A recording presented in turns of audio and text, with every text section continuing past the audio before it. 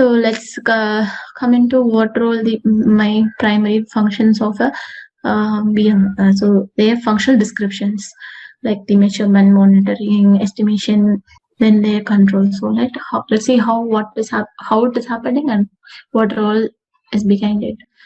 So what actually the measurement is happening? Like the physical quantities like voltages, current, temperature will be there. It will be measured through a sensing unit. So generally the sensing units for measuring for a current, you can have current sensor like Hall effect sensors, so other sensors also. So for temperature you can have thermistors, thermocouples and all. So what these sensors will do, they will read the data and they will give that in terms of voltage. Like if the operating voltage is 5 volt, based on the current and temperature it has measured, it will give a particular voltage.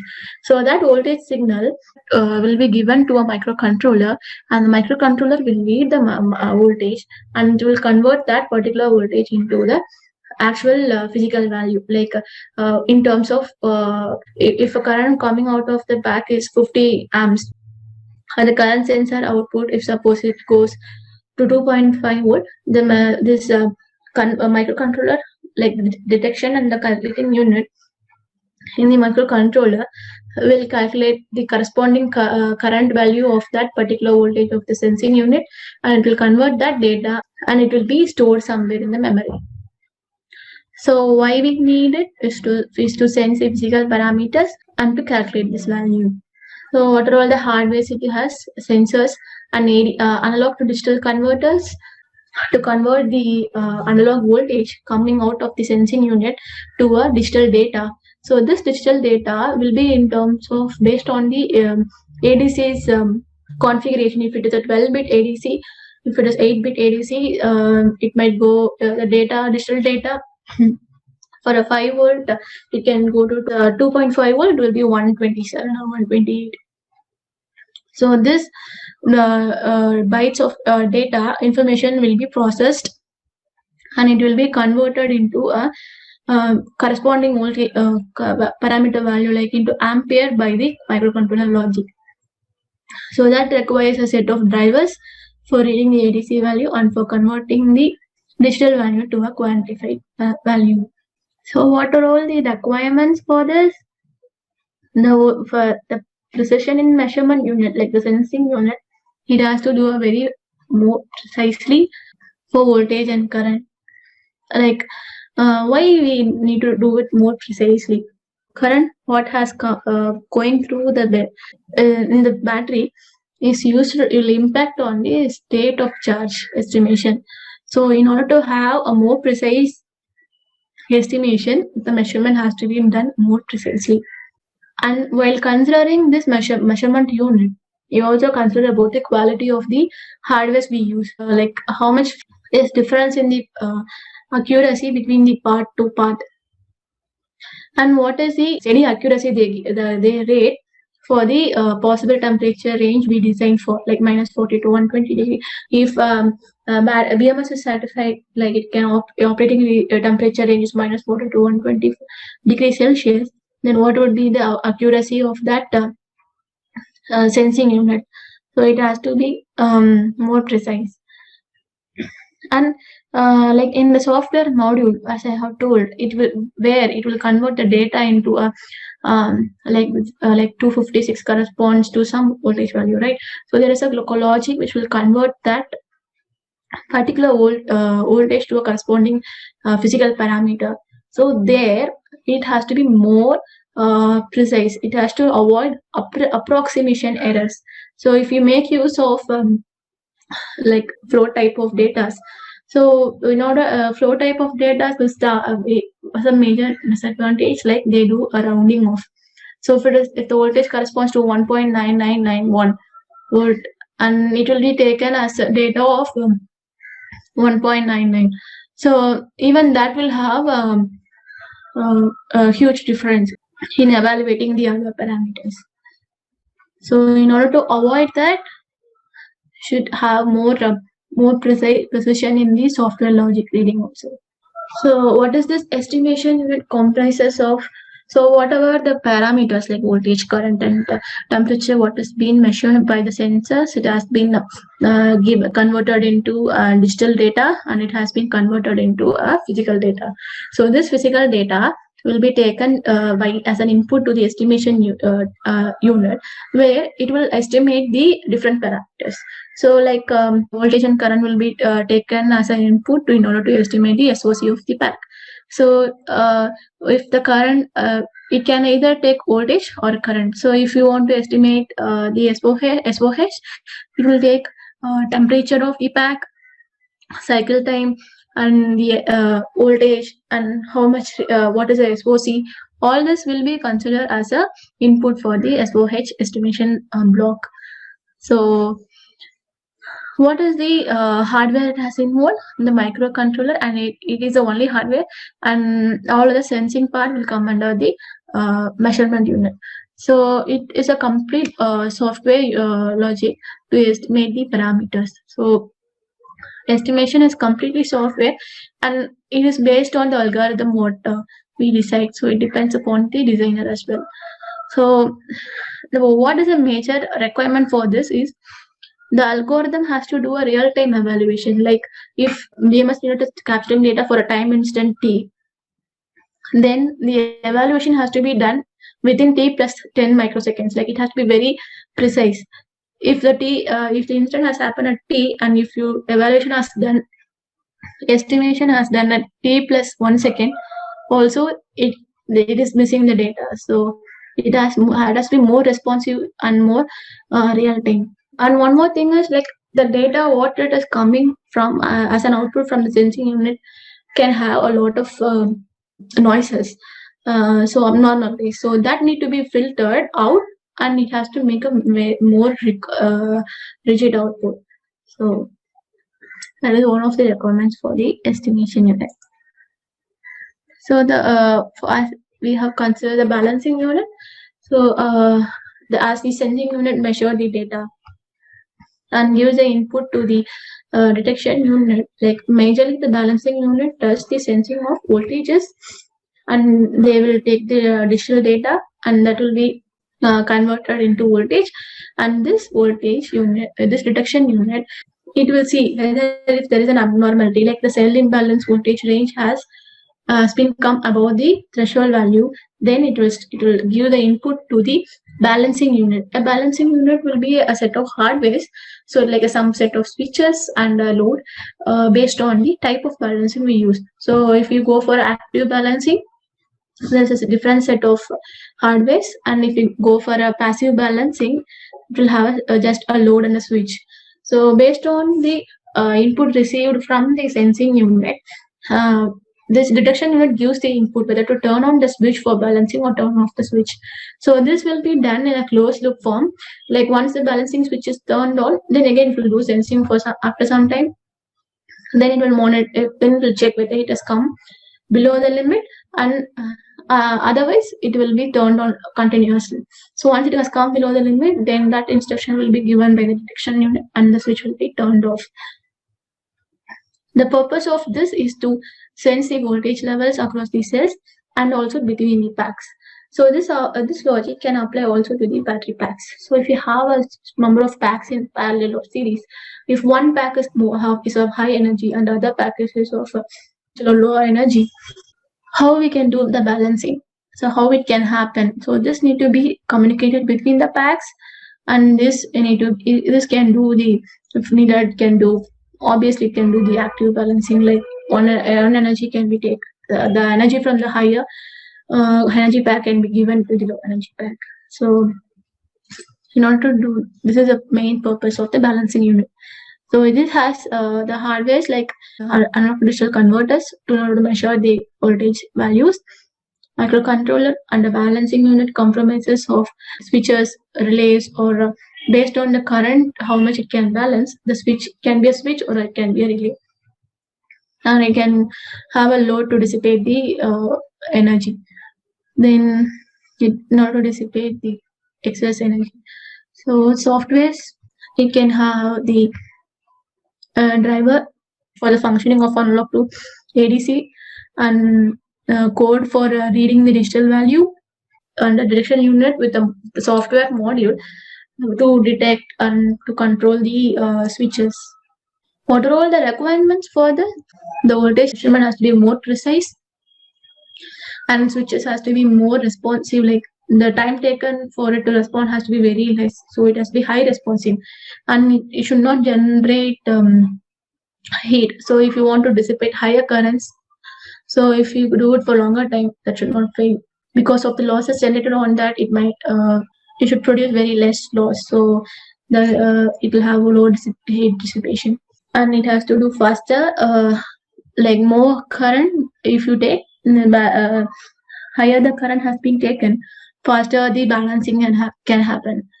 So that it can have that capability as well. So when coming into the communication module, now we have taken the data, like since the data has been converted into digital data and has been converted into a physical data, and this physical data need to be communicated with the outer world, like the microcontroller, like the controller, motor controller unit, with the infotainment or the cluster unit, or with the telematics unit. So this need to be communicated with the other electronic devices on the vehicle in order to for the vehicle to perform further. What it compromises of, how it is being done. The normal communication unit what we follow for two-wheeler and four-wheeler segments is CAN or Ethernet. So if we go for bigger networks, we go for a bigger network and high-speed requirement, we go for Ethernet. And for small electronic devices communication, we go for CAN. The data, this will be a physical layer with the software. So like the data will be transferred to the physical chip or a device, and how it has been transmitted and the formatting will be done in the software logic. So yeah, on request of how it will be, the BMS will communicate. It will mainly on request of message or response from the BMS. It will be requested either by the motor controller or by the user. So, like example, if you turn on, you just go to a vehicle, just put your ignition key, and you turn it on. Or once the ignition is turned on, you want your vehicle to be very active. This will be one of the input to the battery, so it will be like, okay, it will turn it just like, okay, the vehicle has to be in live condition and it will be turned on. So it has to receive that message and respond it back. It has a separate set of software unit where it will read those inputs and it will format that data message how you want. Like the set of messages can have signals like current, voltage, any false. So all this will be formatted and this will be transmitted back as a response message. So this has two major units like data formatting unit and a communication unit. So what is the data formatting unit? As I have told, this data from the sensing unit will be stored in digital data, physical data. Then physical data will be, and if you want to have more protection over data being transmitted out of the battery pack, you might have some encryption code or a script, and which place goes for what signal. So this will be formatted. So this formatting will be done and by the data format unit. So that will be decided by the designer. So that it will form a set some 8 sets of data. Like for a CAN communication, it can have up to 8 bytes. So each byte can correspond to each signal. Like byte 8 can correspond to voltage, byte 7 can correspond to current, like that. So that will be formatted in that sequence, and it will be given. That set of message will be given to the communication unit. The communication unit will sequence it and it will be transmitted physical chip, and that will be transmitted out of the BMS. So this is the main purpose is to read the physical parameters and communicate with the other devices. So the hardware it involves is any communication peripheral like CAN or Ethernet, and with a microcontroller. The microcontroller will have the logic to format and the logic to start the for communication also. Then the drivers for communication protocol, like based on the type of peripheral you use, we might need the drivers. Like CAN might have a set of communication drivers, and the SPI, SEA. Based on the protocol we should have a basic set of drivers, software drivers, where you will input only the messages, and that will be given as a command to a microcontroller a communication protocol module, and that module will format it and send it as a physical values like zeros and ones. What are the major requirements for this? It has to include like as much as possible signals, and more important signal has to be included in the message that has been transmitted out. So like if you want to we can't have a separate message for current, voltage, temperature. We can't have a separate set of messages. So it is based on like because once we have different messages, we might lose the information which is actually occurring on the BMS. Like the current might be at 9 ampere. For the iteration when the current has to be transmitted, it has already been to 10 ampere of current because on the load. So we might be missing that particular data. So we should have a maximum possible and more precise needed signals on the messages. So and whatever the message has been transmitted out from the battery pack, it has to have a unique data. So it should not, if you have 10 packs in parallel or series, all 10 should not communicate in same ID. So each pack should have a different ID. That also has to be allocated. So let's come into this whatever the region I told, the operating region. So what are all the parameters we consider for the operating region?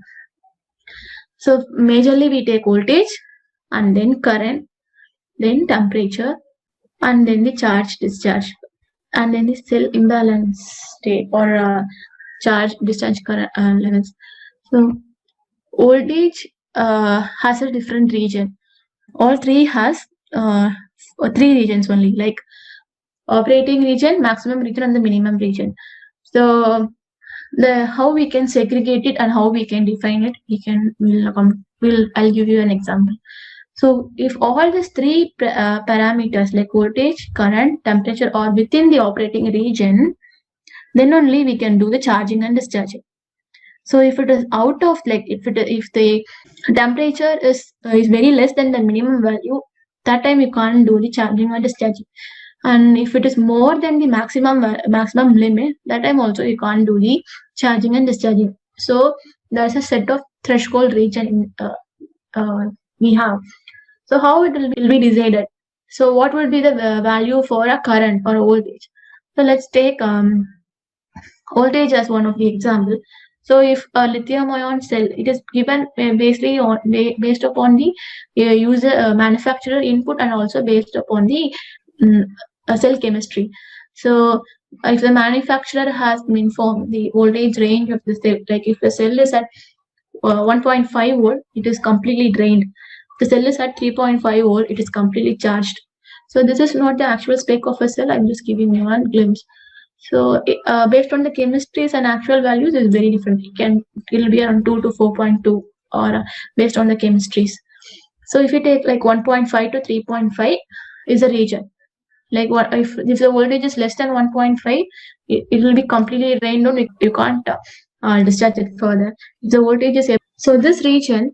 So there is a like 1.5 to 3.5. They will have a like 0.2 volt if you take it as a limit for a maximum and minimum. So you can operate within 1.7 to 3.3, which will be your operatable region. So if we consider like that way, it is applicable for temperature also, current also. But the thing is, based on charging and discharging, the cutoff limits will be different for all current and current, temperature, and voltage. So balancing, it can have active and passive balancing. Active balancing is taking the energy out of one cell and high energy cell and giving the energy to the low energy cell. Passive balancing is distributing the excessive energy from the high energy cell. So why battery modeling is there?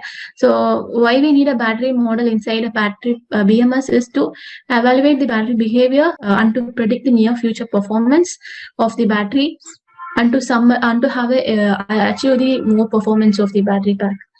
So this is how it is evaluated. Initially, it has considered the open circuit voltage of the cell is more similar to the cell voltage, but we observe like it has been modeled like there is also an internal resistance in a cell, and there is also influence of polarization and also hysteresis, and that has been modeled, and the diffusion voltage has been modeled for a series of RC branch.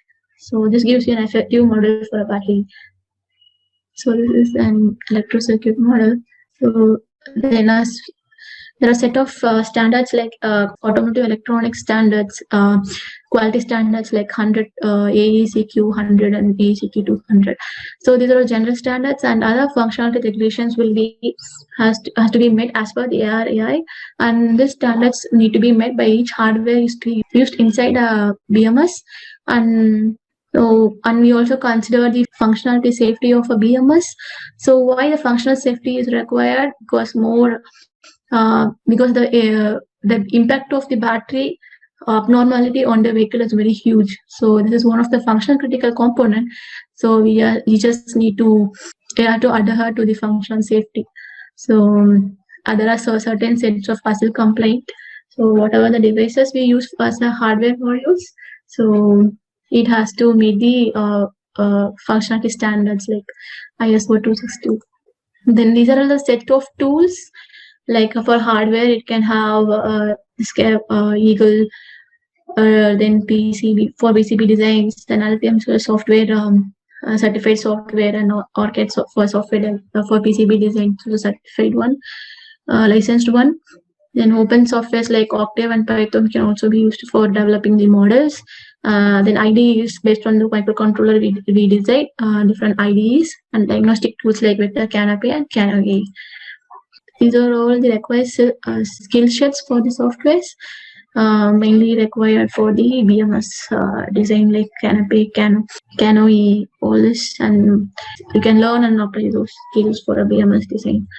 So let's consider the case studies like as everyone has, once the electric vehicle has been come out into market, one of the major criteria was the battery fires. So there was once it has been released, and we can find somewhere in like you can observe like batteries are suddenly burned all of a sudden. So what would be the reason, and what is happening inside that? Will BMS can protect from thermal runaway? No, BMS can't protect, but it can communicate that something is wrong, and it can protect only from the abusive usages. This is one of the major failures for electric vehicle.